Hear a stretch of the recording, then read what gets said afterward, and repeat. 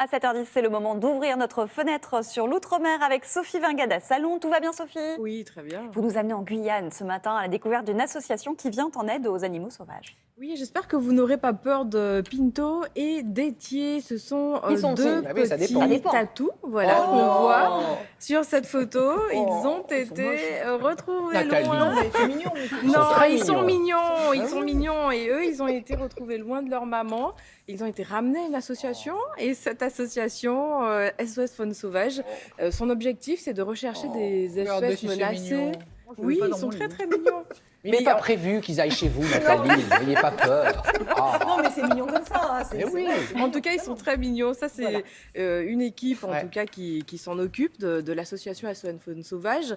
Et je disais que c'était son objectif, c'est de rechercher en fait des espèces menacées en voie de disparition et que l'on retrouve des espèces que l'on retrouve dans la forêt amazonienne. Alors cette association SOS Faune Sauvage, elle est implantée au cœur du zoo de Guyane à Makouria. Et là, les animaux sont pris en charge par un vétérinaire et un éthologue. C'est un spécialiste du comportement animal. Et vous allez voir que c'est un véritable refuge pour eux avec ce reportage de Clotilde Séraphin-Georges, Séfiane Dei et Xavier Xera.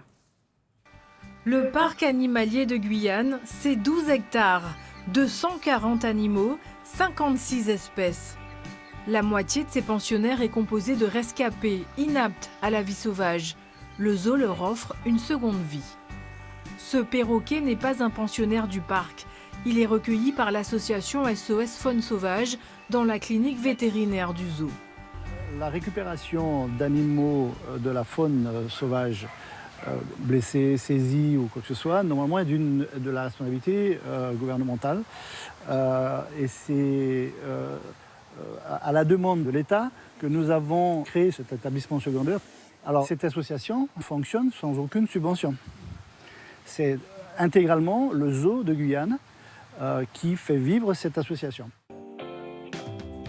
Cette démarche est optimisée par la présence d'une éthologue, une spécialiste du comportement animal. L'association SOS Faune Sauvage, c'est un centre de soins. Donc les infrastructures sont séparées de celles du zoo, même si évidemment on fonctionne en synergie totale. C'est-à-dire que tous les moyens animaliers dont le zoo de Guyane dispose sont mis à la disposition de l'association.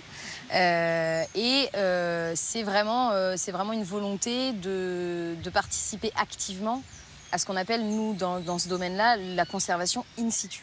C'est-à-dire faire de la conservation, de la protection directement dans le milieu. Donc un animal qui se fait taper par une voiture, on le récupère, on le soigne et ensuite on le relâche. Le principe, c'est vraiment d'amoindrir un petit peu l'impact de l'homme. Et dans le cas où malheureusement on ne peut pas relâcher cet animal-là, quand même avoir une solution pour un animal comme ça, d'où le principe du zoo refuge en fait. Ces animaux vivent en captivité, mais toujours au contact de leur environnement naturel, en interaction avec des congénères en liberté. Il n'est pas rare, au détour d'une allée, d'apercevoir des spécimens libres. C'est une autre caractéristique du zoo de Guyane qui a de quoi surprendre. Ils font un sacré travail, tous ces bénévoles. On sait combien d'animaux ont été soignés, Sophie?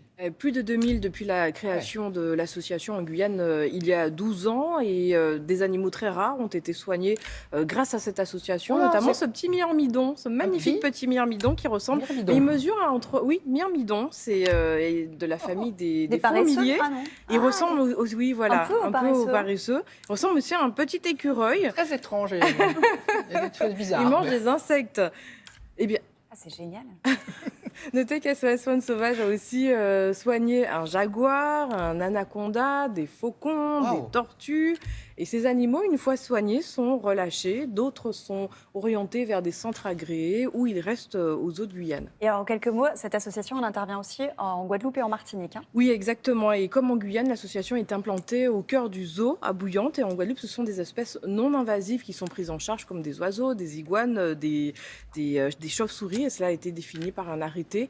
En Martinique aussi, il existe un centre. Il a été créé, il est en cours de finalisation. Et vous l'avez bien souligné, Maya et Damien, tout ce travail est possible grâce à la volonté des bénévoles et aux dons de particuliers. C'est important ça à dire. Merci beaucoup, Sophie.